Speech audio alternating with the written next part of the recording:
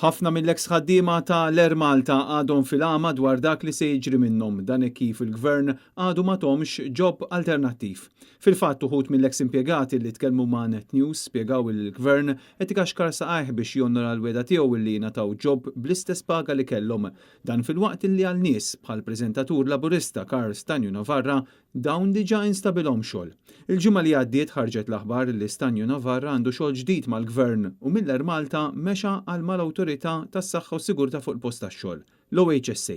Stanju Navarra kien ilu mill-2019 impjegat mal-Air Malta fid-Dipartiment tal-Komunikazzjoni bil-Ministru Laburista ta' dak iż-żmien responsabbli mill-Air Malta, Konrad Mizzi, kien għażel lil Stanju Navarra għal dan ir-rwol waqt li baqa' ta' kuljum imexxi programm ta' propaganda politika fuq is-Super One.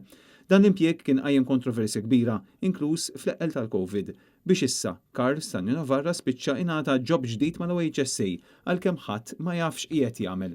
F'Jannar illi għadda l-Ministru tal-Finanzi kien wiegħed lil ħaddiema tal-Linja Nazzjonali illi kollha kienu se jingħataw impjeg alternattiv. Iżda sal-lum 6 xhur wara ħafna mill-eks impjegati tal-Air Malta għadhom qed jistennew.